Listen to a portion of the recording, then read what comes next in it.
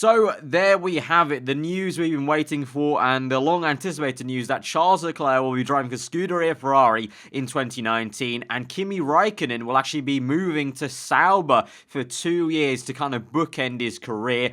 A big announcement on one day. You know, Ferrari announced that Raikkonen was going to step down for the team. Immediately then, it was announced that he was going to be joining Sauber, of course, the team he started his F1 career with. So it's quite poetic in a way that Raikkonen's going to go back to Sauber. He's got a lot of good friends still at Sauber, and there's even rumours that he might have even bought a stake in the team. So we'll get to that a little bit later in the video. But of course, then, that was obviously setting up and teeing up Ferrari then announcing that their protege, Charles Leclerc, will be stepping up from Sauber to Ferrari to partner Sebastian Vettel in 2019. Obviously, Charles Leclerc going to Ferrari is a very cool thing for me personally to see, because not only have I had him in F1 My Driver in Ferrari, and for the first time, real life has beaten F1 My Driver. I predicted Leclerc was going to go to Ferrari in 2021. The real life sport's going to beat me by 3 years by the time 2019 comes around. And also, of course, I literally just interviewed and talked to Charles literally like 2 weeks ago at Monza before he was announced. You know, he was still an Alfa-Romeo driver for the next year maybe, and got to talk to him, and that was really cool. So obviously kind of really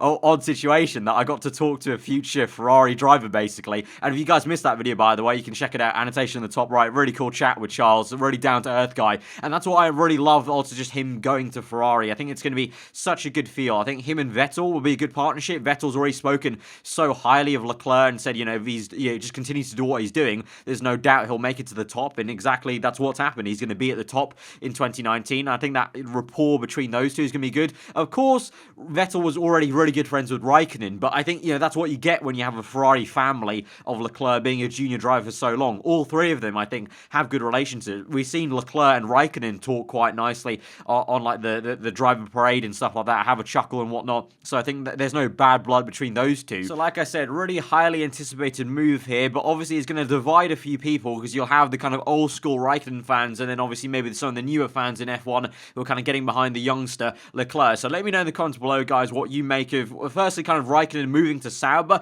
Do you think he should have just maybe retired at the top? Because I've seen that on Twitter, a few people who are fans of Raikkonen are kind of torn, you know, because there's that talk of, do you go out on the top, kind of like Rosberg did the ultimate going out the top and retired as a world champion, but do you go out the top, you know, driving for Ferrari and just calling your career an end, or do you do what Raikkonen's actually going to do, which is go to a lesser team, a midfield team, or a kind of lower team, and finish off your career like that? I feel for Raikkonen, it's a really cool move, because he started his career at Sauber. Like I said, he's got a lot of ties there, so I don't think it's too bad of a move for Raikkonen. You know, he's still clearly got a drive to drive in Formula 1. I don't think he wants to do anything else with his life at the moment but drive an F1 car.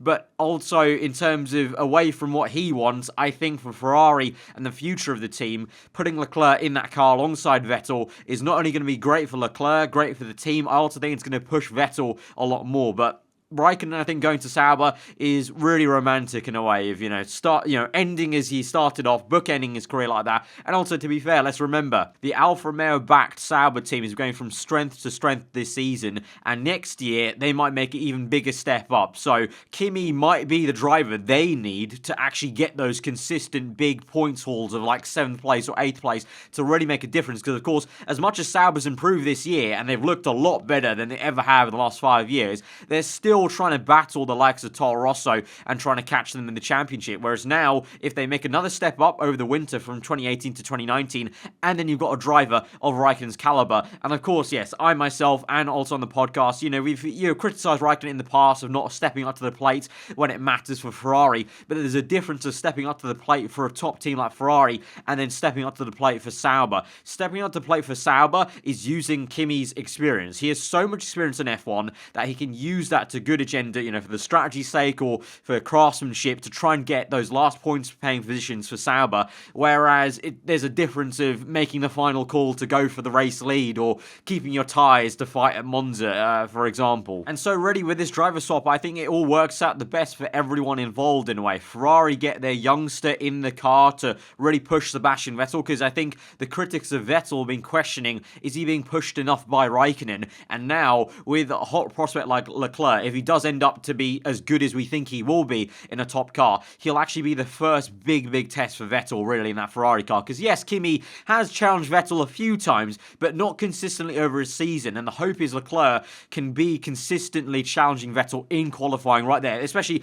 qualifying, if anything. The races, yeah, Kimi can sometimes come back into it, but the qualifying, so many times at the beginning of this season, Kimi hasn't brought it together. You know, how many mistakes has he made in Q3 at the very start of the season? The biggest one probably being Baku, where he probably could have definitely got pole position at Azerbaijan there, and he bottled it in the last sector. Whereas now, you know, for Ferrari's sake, there'll be a real test to see, is Vettel good enough for us anymore? Like, is Vettel actually still got it? Because he's making so many mistakes lately. Obviously, there's no doubt he's still got, you know, talent. He's still one of the greatest in this era at the moment. But the challenge of actually being pipped against a hot shot is going to be something that maybe Vettel needs, you know, a fire up his arse to actually kick into gear. And maybe that's going to benefit Ferrari in a way they don't think it's actually going to be. You know, yeah, they're going to focus on Leclerc being good for them, but it's going to be the kickstart to kick Vettel back into gear almost and wake up double time. Like, yes, he's working at 150% already to try and battle Hamilton, but if he's going at 200% now, trying to beat Leclerc as well, make sure he's still the team leader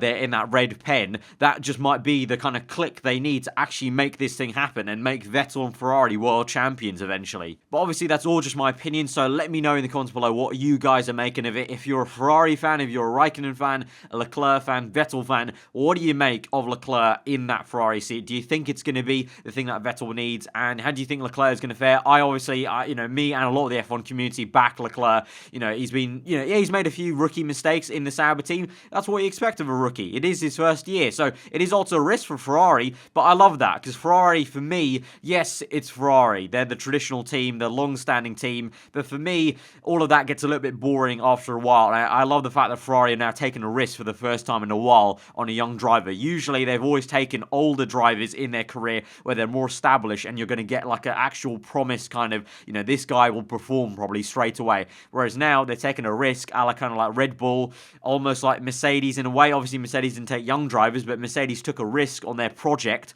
and this is it. Ferrari are taking a risk on their driver project and hoping that Leclerc can pave the way for their future. And I really respect that. I respect that they're going to take this risk for the first time in their history, really, in a while. And going back to Sauber, I think this is amazing. So if you watch the podcast, the Pit Lane podcast, obviously you'll know I have been very critical of Raikkonen in the past and also on Twitter. But like I said before, it's a different kind of scenario when you're in Ferrari versus Sauber. When he's at Sauber, I think Raikkonen will be exactly what they need. And Sauber have said that as well. You know, signing Raikkonen is going to be like a big pillar in what their project is. They want to get up to the, you know, they want to make their way up the order in F1. And they are starting to do that this season. I'm really hoping next season they make another step up aerodynamically and also engine-wise, chassis-wise. And then with experience of Raikkonen at that steering wheel, hopefully he can drive them towards actually fighting other people other than Toro Rosso in the championship. This also puts question marks on what's going to happen with the Sauber driver lineup, because a lot of people are saying that if Raikkonen retired and Leclerc went to Ferrari, Antonio Giovinazzi, the other kind of junior driver for Ferrari, would be poised to take that race seat then for Sauber. But now, what happens? Is it Raikkonen and Ericsson? Because Ericsson still brings a decent amount of money to Sauber, and yes, Alfa-Romeo pump a lot of money into Sauber these days, but still, they need all the money they can get maybe from Ericsson's side of things. But then at the same time, there's also been talks I'm seeing on Twitter from some journalists that maybe Raikkonen was a top driver that can finally kick out Ericsson, and so make Sauber finally say, no, we don't need his money, we've got Raikkonen here, and now let's also promote Giovinazzi, because Giovinazzi to Sauber would be a perfect kind of fit PR-wise, you know, Italian driver in an Italian-backed Sauber team. Obviously, Sauber's still kind of half and half kind of Swiss as well, but you've also got that Italian blood of Alfa Romeo, so it's perfect for PR-wise for Giovinazzi to step in. And also, finally, Ferrari have a bit of a kind of, you know, second tier of young driver of Giovinazzi also in the lineup there. So it's going to be very intriguing to see what they do. Personally, for me, I would love to see Raikkonen and Giovinazzi there. You have that, again, like Ferrari, you have the experience and the youngster in there. You have the flair of Giovinazzi maybe, but you have the cool, calm head of Kimi Räikkönen. I think that's a great fitting pair. And for 2019, I think that's a very exciting lineup for Sauber. Sauber, but no doubt, obviously, going into 2019, I think now